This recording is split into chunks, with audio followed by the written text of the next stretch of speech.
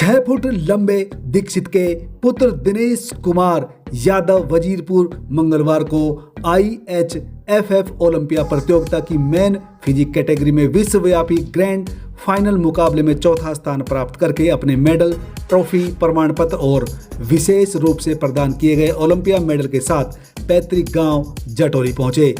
यहां पहुंचने पर पटौदी क्षेत्र और मेजबान गांव तथा आसपास गांव के बड़ी संख्या में पहुंचे समाज प्रबुद्ध ग्रामीण लोगों द्वारा युवा होनहार खिलाड़ी का गर्मजोशी के साथ अभिनंदन किया गया। अपने शुभ आशीष और आशीर्वाद देते हुए भविष्य में विश्व पटल पर इसी प्रकार से गांव, हरियाणा प्रदेश और भारत देश का नाम रोशन करने का आशीर्वाद देते हुए अपनी अपनी शुभकामनाएं दी।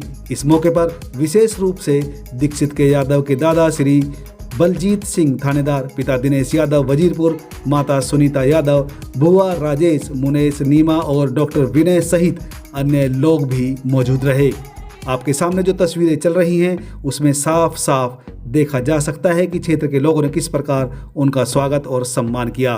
अपनी इस उपलब्धि सहित खेल के विषय में उन्होंने जो कुछ कहा, सुनिए दीक्षित के यादव की जुबानी।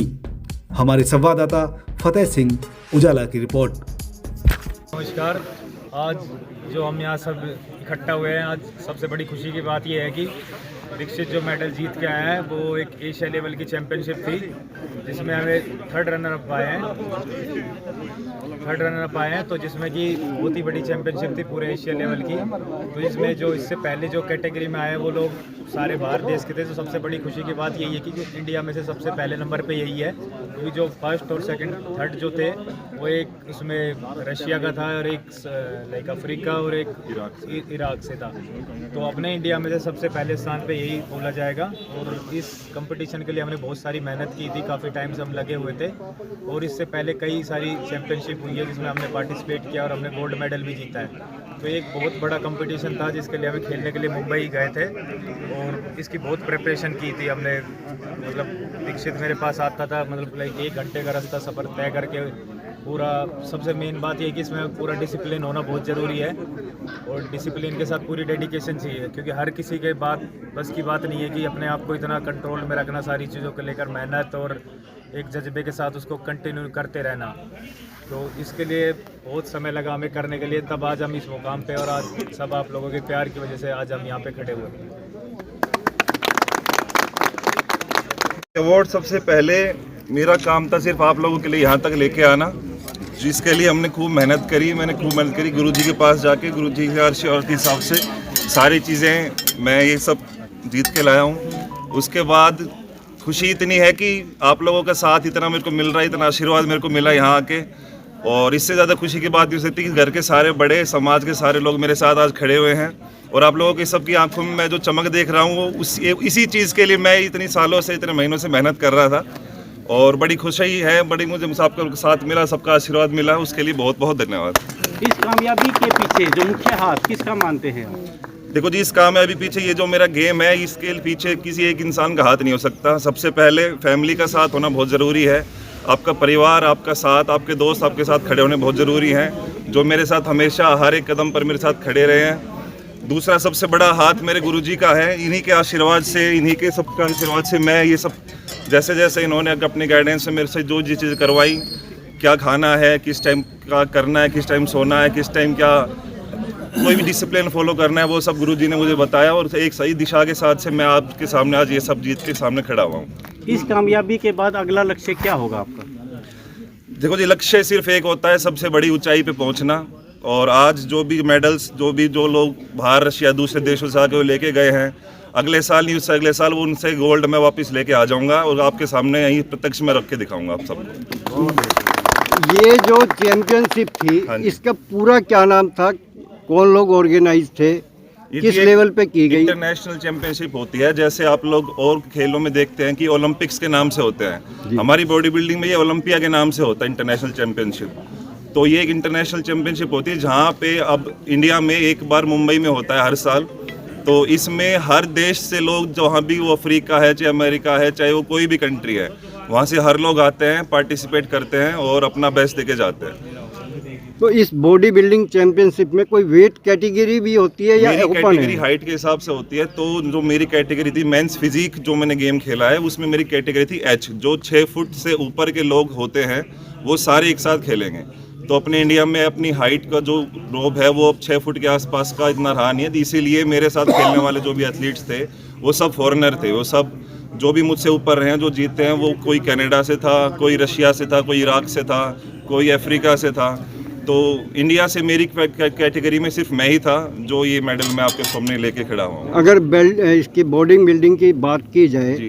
तो आज की तारीख में दुनिया में सबसे बेस्ट किस कंट्री के बॉडी बिल्डर माने जाते हैं? जी, हम ये नहीं कह सकते कि सबसे बेस्ट कौन सा है। हम ये कह सकते हैं कि सबसे ज़्यादा मेहनत कौन सी कंट्री के लोग कर रहे हैं और कौन सी कंट्री की मेहनत रंग ला रही है।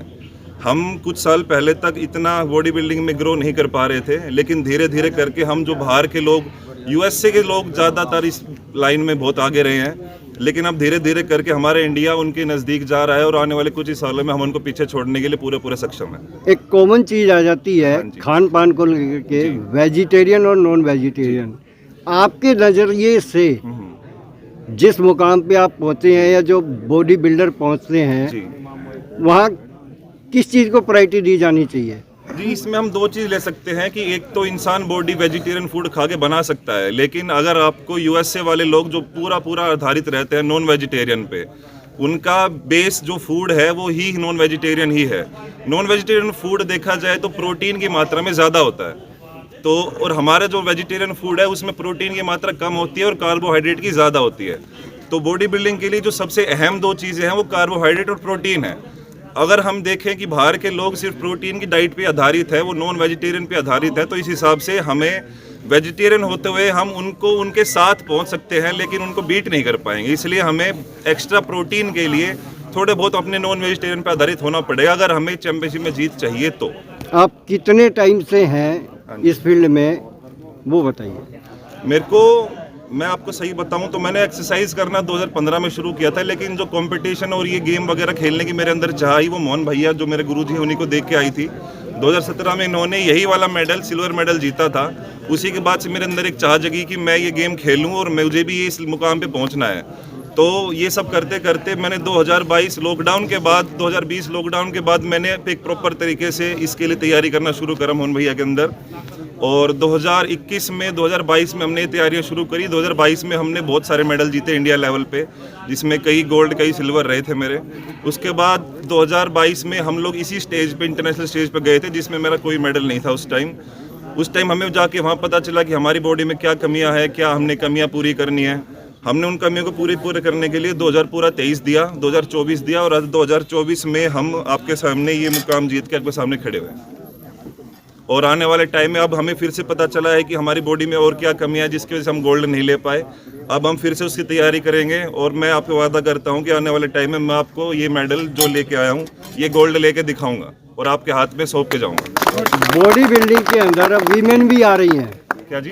बॉडी बिल्डिंग के अंदर एक ऐसा फील्ड है जिसमें हर कैटेगरी, मतलब मीन्स वीमेन भी आ रही हैं। जी बिल्कुल आ रही हैं। तो उनको अगर ऑल ओवर देखा जाए इंडिया और इंटरनेशनल लेवल पे, तो वीमेन बॉडी बिल्डर्स को आप कहाँ देखते हैं?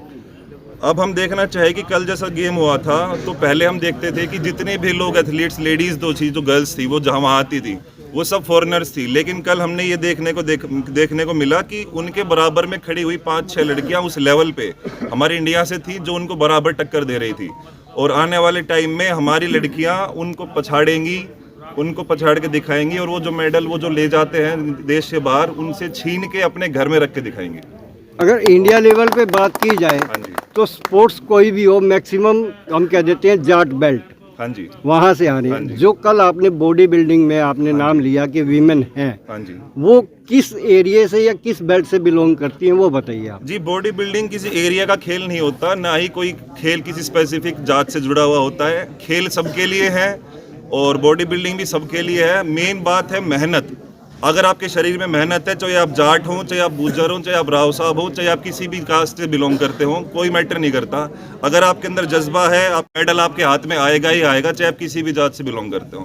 आज के युवा को आप क्या मैसेज देना चाहेंगे? मैं सिर्फ यही मैसेज देना चाहूँगा कि सबसे पहले आपका शरीर आपके काम आने वाला है। आप अपने शरीर पे काम करिए, नशे पते जो भी आप इधर उधर की चीज़ों पे ध्यान रखते हैं, अपना दिमाग और अपना शरीर संतुलित रखिए। दिमाग में एक विचार रखिए कि मुझे आगे बढ़ना है और कुछ करके दिखाना है, और शरीर उस हिसाब से बनाइए कि वो जो आपने सोचा है उसको करने के लिए आप सक्षम हो। अगर आपका शरीर और आपका दिमाग ही साथ नहीं देगा तो आप कुछ नहीं कर पाएंगे, सिर्फ आप सोचते रह जाएंगे।